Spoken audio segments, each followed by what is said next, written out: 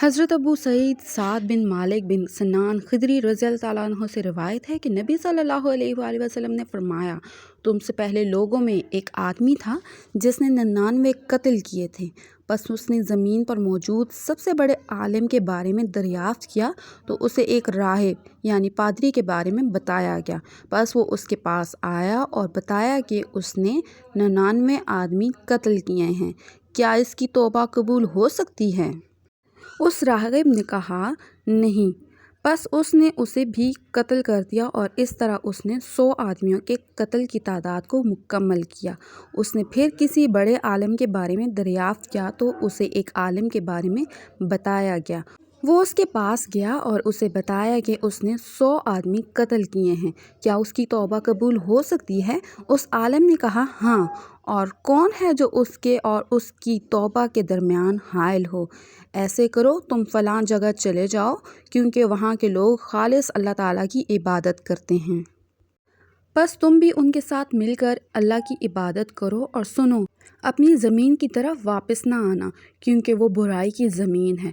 बस वो उस बस्ती की तरफ रवाना हो गया।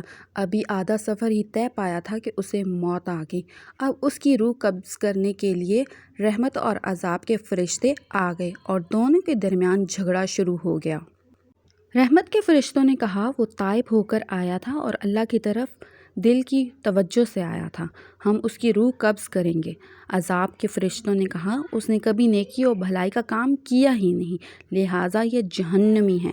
बस उस एक फ़रिश्ता आदमी की शक्ल में उनके पास आया तो उन्होंने उसे अपने दरमियान हुक्म यानी कि फ़ैसला करंदा बना लिया। उसने कहा, दोनों ज़मीनों के दरमियानी मुसाफ़त की पैमाइश करो, वो उन दोनों में से जिसके करीब होगा वही उसका हुक्म होगा। बस उन्होंने उसे नापा तो उसको उस ज़मीन के करीब ज़्यादा पाया जिस तरफ जाने का उसने इरादा किया था, लिहाजा रहमत के फ़रिश्तों ने उसकी रूह को कब्ज़ कर लिया। ये सही ही की एक रिवायत है, वो नेक लोगों की बस्ती की तरफ एक बालिश्त करीब था, लिहाजा उसे उस बस्ती के नेक लोगों में से कर दिया गया।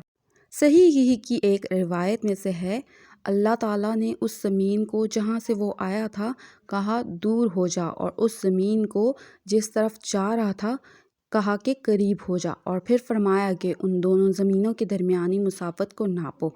जब उन्होंने नापा तो उन्होंने उसे नेक लोगों की बस्ती की तरफ एक बालिश्त करीब पाया तो उसे बख्श दिया गया। और एक और रिवायत में है, वो अपने सीने के सहारे शिर्क की दूसरी तरफ हो गया था।